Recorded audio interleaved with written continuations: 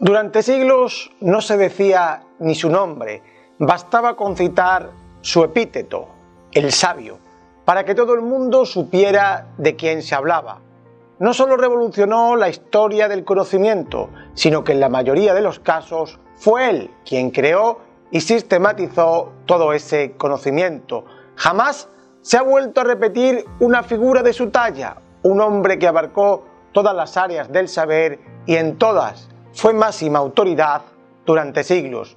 Hoy abordamos la figura nada más y nada menos que de Aristóteles.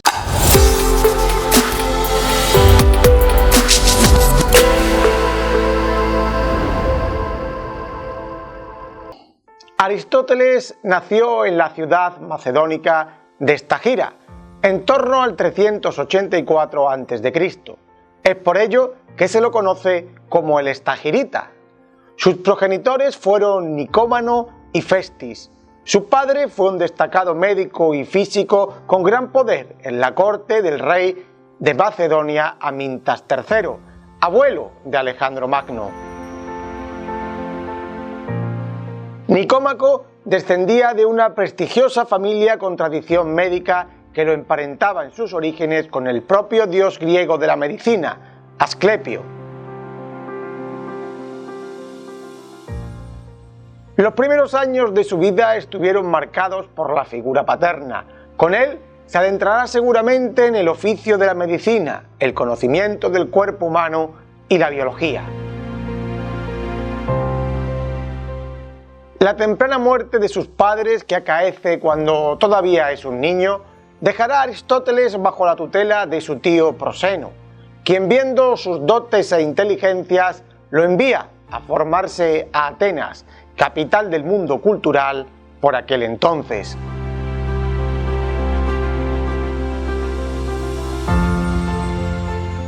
Con unos 18 años ingresa en la Academia de Platón, que ha sido fundada años atrás y que se alza ya con el título de mayor lugar de saber y cultura de toda Grecia. No tardará el joven Aristóteles en sobresalir en aquel lugar de sabios, donde es llamado el lector, y en convertirse en el discípulo más aventajado del maestro Platón.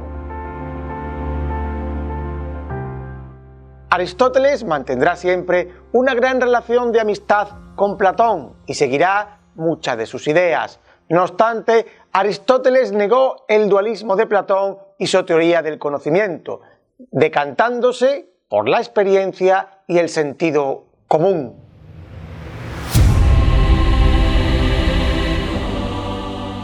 A la muerte de Platón, Aristóteles esperaba ocupar la dirección de la academia, pero finalmente el puesto fue para el sobrino de Platón, Espeusipo.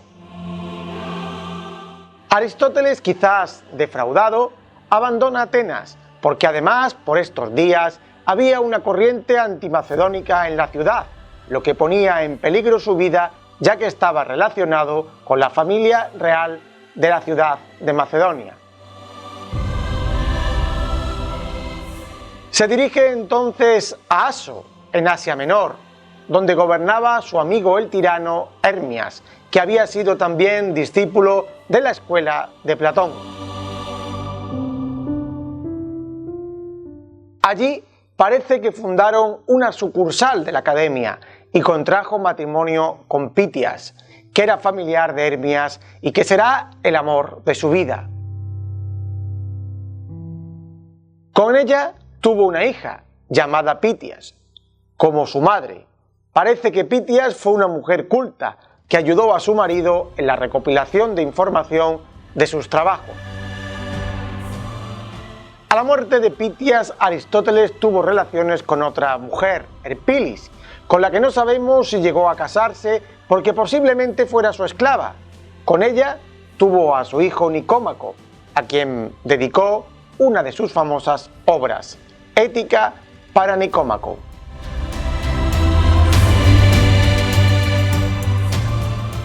Poco después de llegar a Asia Menor, Aristóteles debe marcharse de nuevo, ya que Hermias es hecho prisionero por los persas y muere torturado antes de revelar ningún tipo de información y faltar a los principios filosóficos.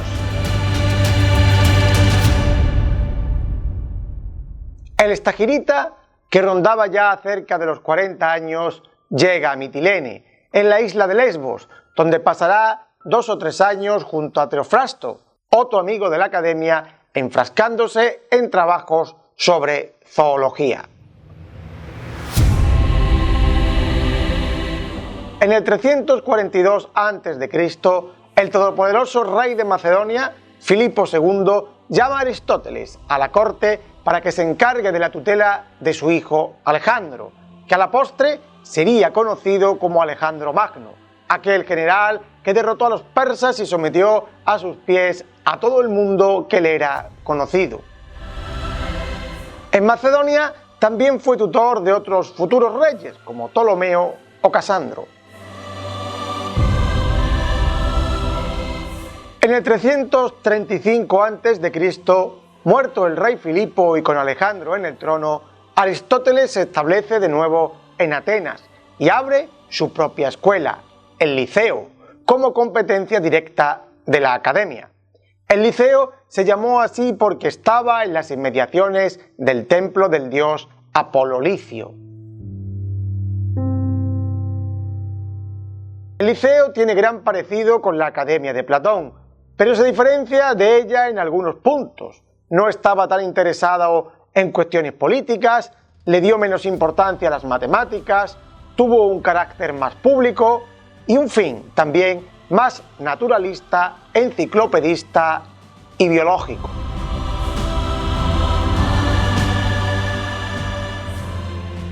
Los años de Aristóteles al frente del Liceo fueron los más productivos de su vida intelectual. Por las mañanas impartía las lecciones más avanzadas a los alumnos más destacados y por las tardes lo hacía para un público menos selecto. A este periodo pertenecen la redacción de la mayoría de sus grandes obras. Muchas de ellas eran apuntes de clase, textos realizados no para la posteridad, sino para ser usados en sus lecciones. A sus discípulos se los denominó peripatéticos, porque peripatein significa en griego pasear, caminar, que era la forma en que Aristóteles daba las clases a sus discípulos, es decir, mediante paseos, o bien también puede deberse a que impartía las lecciones bajo un pórtico, denominado de esa forma. En el 323 a.C., Alejandro Magno, el señor de toda Grecia y de parte del mundo conocido, muere en la flor de la vida. En Atenas no tardan en levantarse corrientes contrarias a los macedonios, pues estaba sometida por ellos. Aristóteles, que era macedonio y tenía lazos muy fuertes con Alejandro y su corte, decide marcharse de la ciudad para evitar que Atenas realice el segundo gran crimen de la filosofía. El primero, como ya contamos en capítulos previos, había sido el crimen contra Sócrates. En el año 322 a.C., en Calcis, en la isla de Eubea, de donde era su madre y tenía algunas posesiones, Aristóteles muere por causas que aún no son desconocidas. En su testamento deja su herencia a su hijo Nicómaco y se muestra afectivo y dadivoso con parientes y esclavos. Una vez vista su biografía, nos vamos a adentrar en sus obras, que se dividen en exotéricas y esotéricas. La clasificación y catalogación de la obra de Aristóteles que conocemos muestra múltiples problemas. El primero es que la mayoría de ellos fueron concebidos como apuntes de clase y ni siquiera fueron escritos por él, sino que fueron escritos por sus seguidores.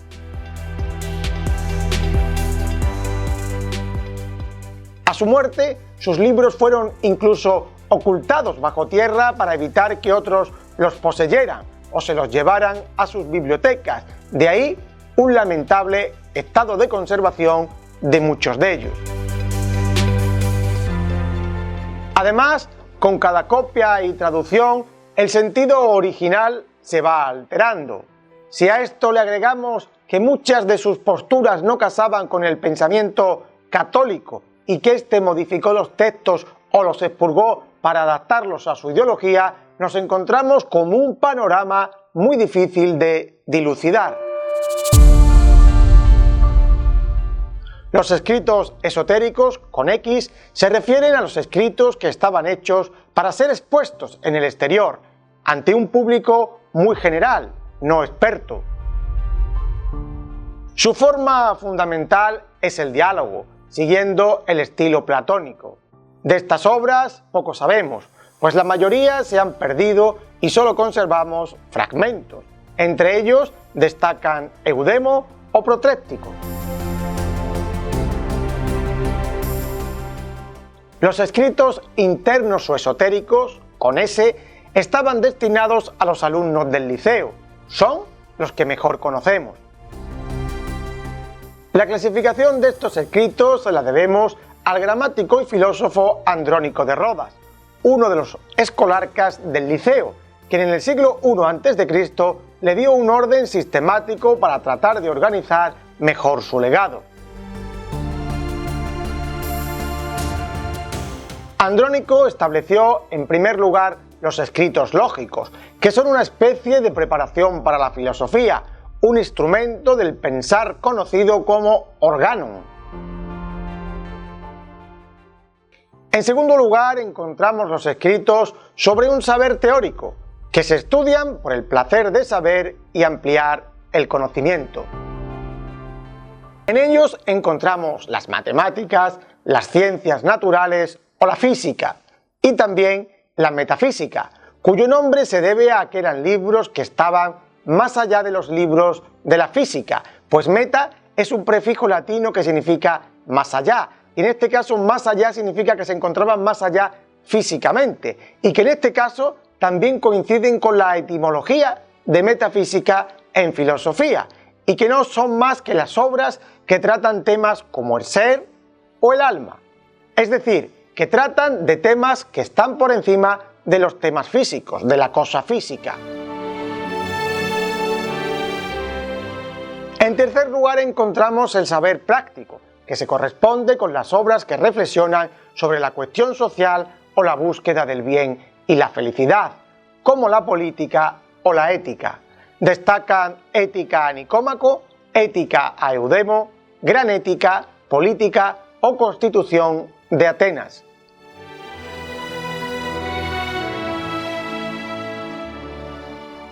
En cuarto lugar, encontramos un saber técnico-práctico que está relacionado con las artes productivas, la artesanía, la creación de barcos, etc. El estagirita incluye aquí la retórica y la poética.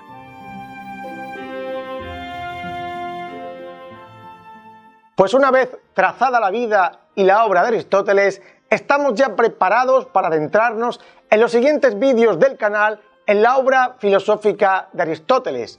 Puedes repasar si quieres alguno de los vídeos que ya tenemos hecho en nuestro canal, como por ejemplo de su maestro Platón, de Sócrates o incluso de los presocráticos. Ya sabes, si te ha gustado nuestro vídeo, déjanos un like, suscríbete a nuestro canal, comenta y comparte.